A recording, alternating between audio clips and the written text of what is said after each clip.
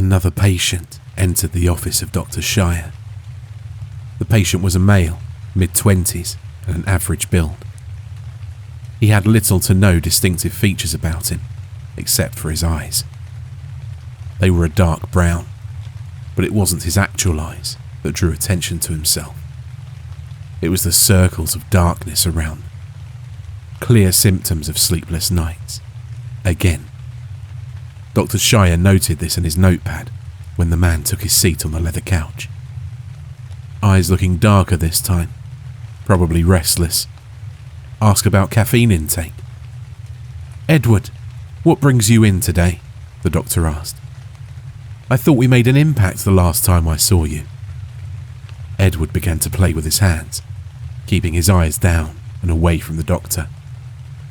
"Oh, you know me. Fix one thing and two more break." Edward laughed in an unconvincing tone. Finger playing. No eye contact. Nervousness is obvious. "You know you can talk to me, Edward. No need to be nervous. I assume you're having bad dreams again?" Dr. Shire asked. "Yes, they're back. Mary's worried about me. She said she notices changes in me, but I'm not sure what she's seeing," Edward responded. "Changes? Physical or mental?" he wrote in his notepad. "What kind of changes?" "She says I appear more distant. She told me the other day that I almost walked into oncoming traffic 2 weeks ago. I don't remember that at all." He continued writing. "Absent-mindedness and extremity. Notes possible new occurrence of PTSD. Related to dreams. That is quite extreme. Have there been other occasions of this happening?" Dr. Shire scrunched his eyebrows. "Yes. On another occasion, Mary said that I was laughing uncontrollably." Edward stopped playing with his hands and looked at the doctor. "What were you laughing about specifically?" Dr. Shire asked, tilting his head with his ear closer to him. "I don't know, doctor.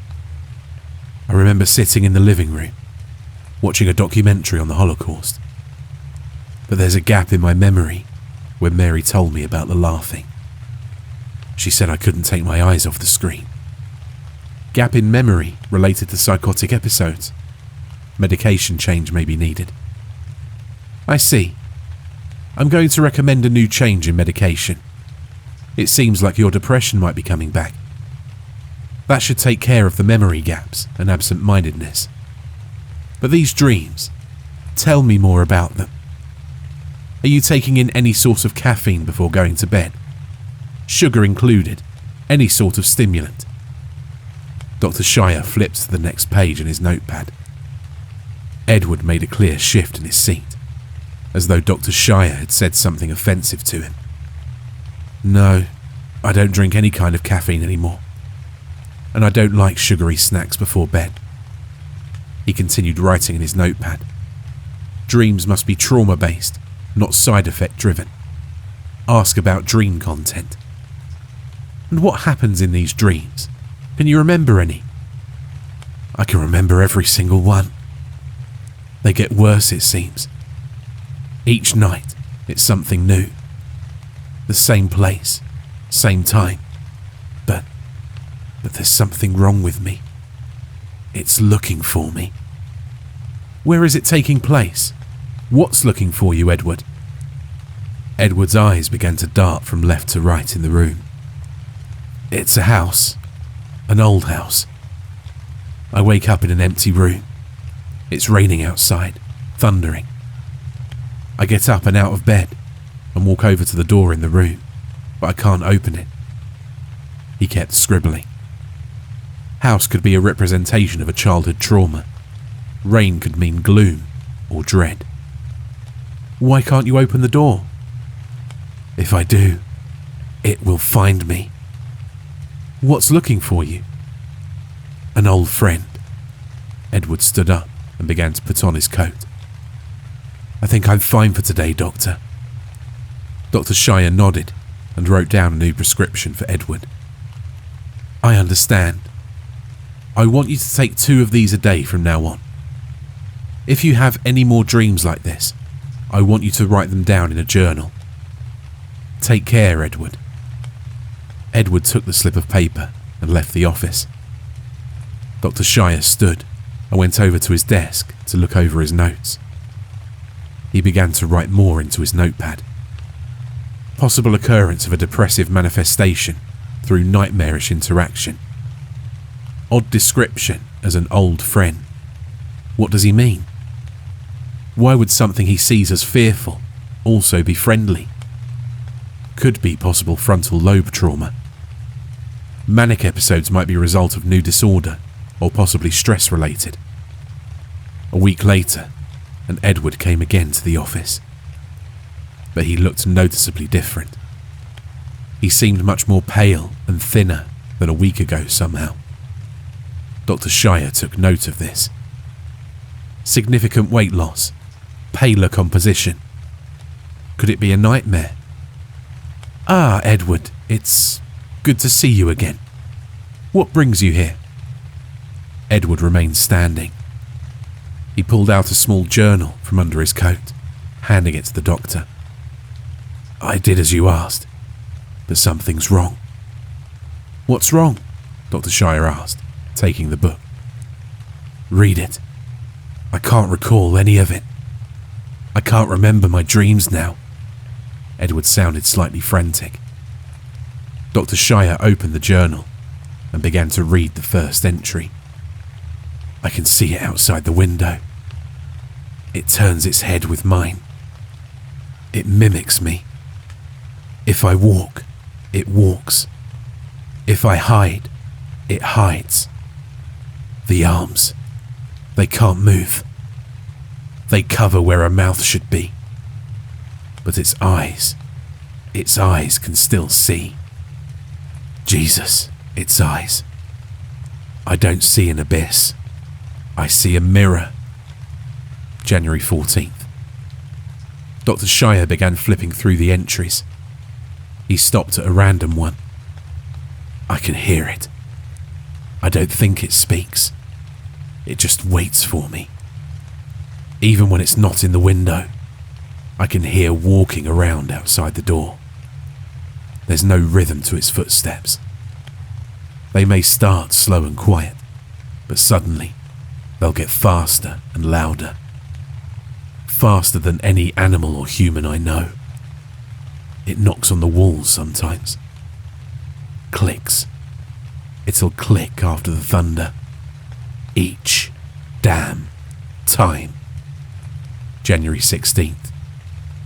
Edward began to chew on his fingernails. "Doctor, there's something else too." "What else is there, Edward?" Dr. Shire asked in a very curious tone. I've started to hear things. When I'm awake, clicks, footsteps. I hear them in my house." He scribbled more in his notepad. "Auditory hallucinations, most likely caused by lack of sleep." "I see. I'm going to recommend some pills to help you sleep longer. I suspect you haven't been getting 8 hours of sleep regularly. Take some time off work. I want you to keep another journal over the next 2 weeks.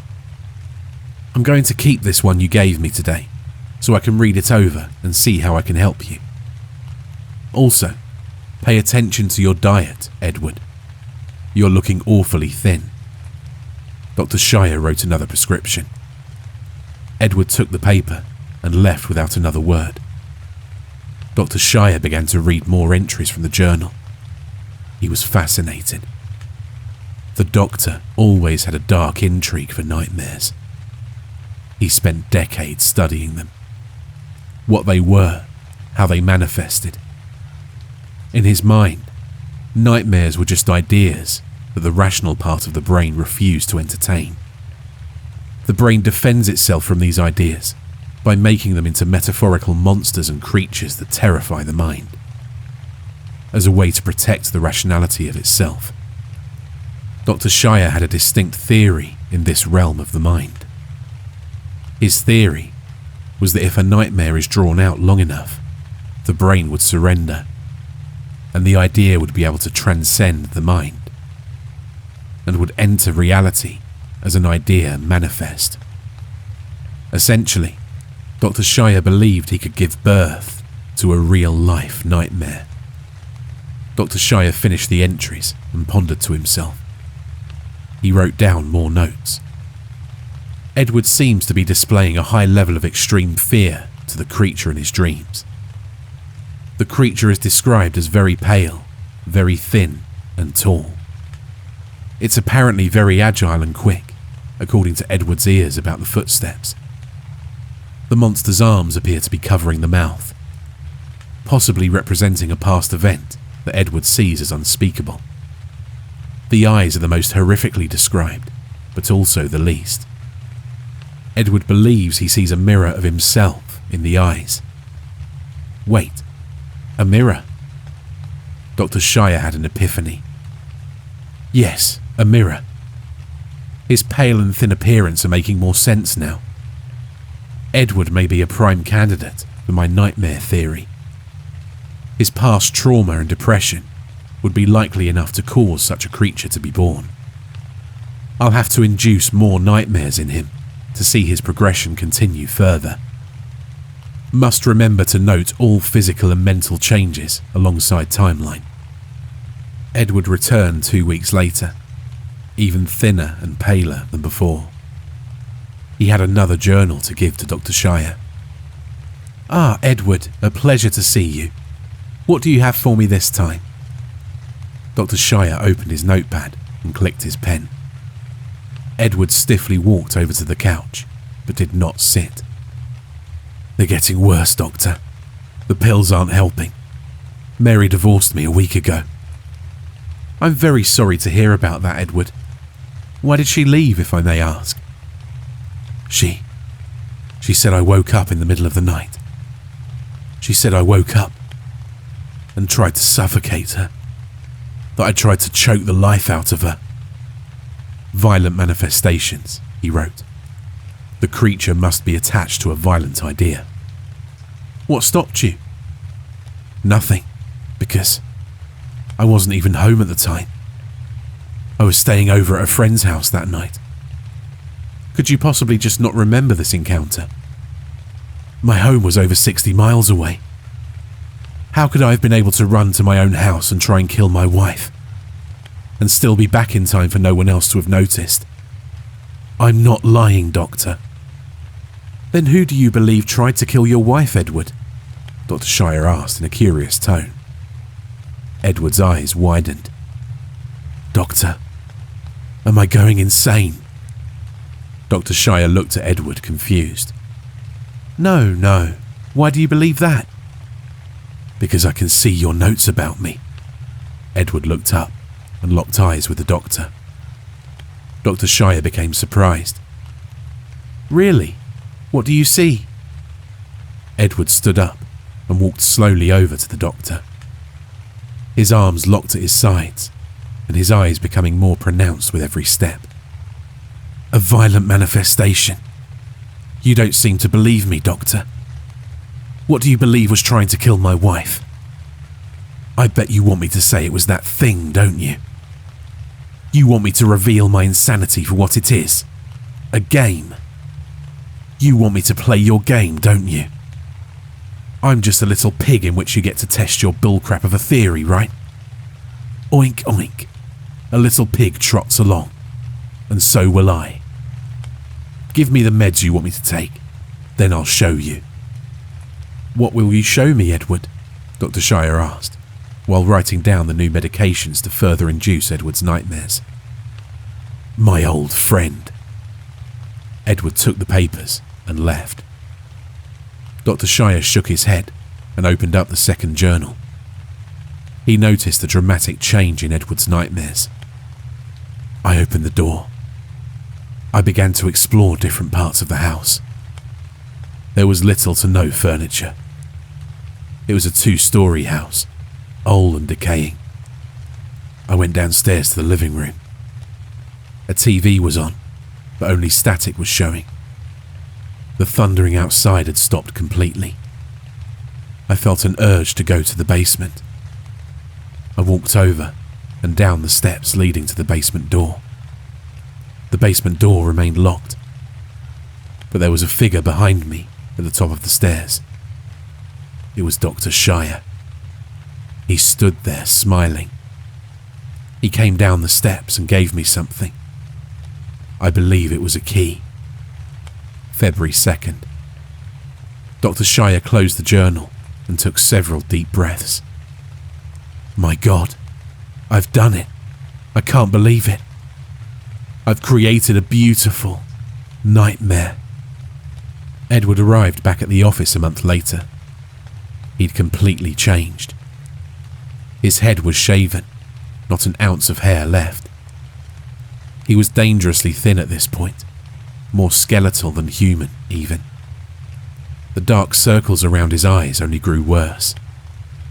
Now, they hid his eyes almost completely. He entered the office very quietly and took a seat on the couch as usual. Dr. Shire waited behind his desk. The tension of the room created a heavy, awkward atmosphere that could suffocate a mouse.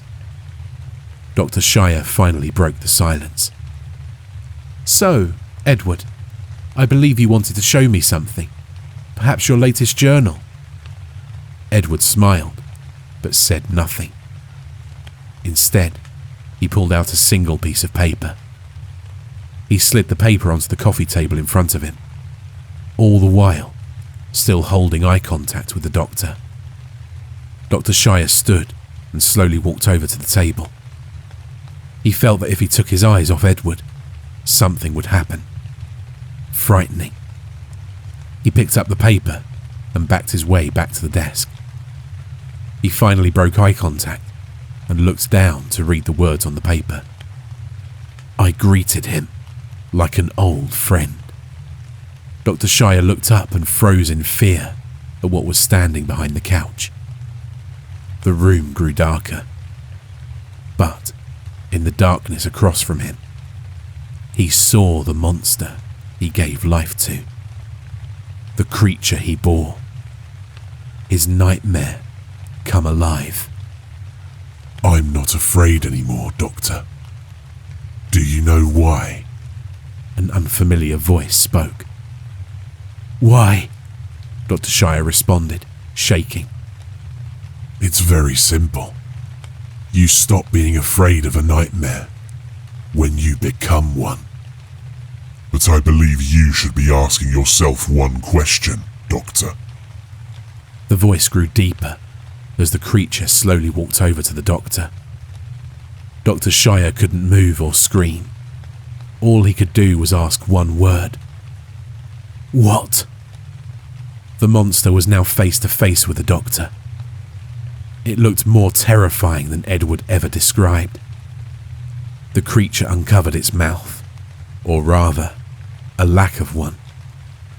Am I Edward's nightmare? Or yours? Dr. Robert Shire and Edward Naismith were never heard from again.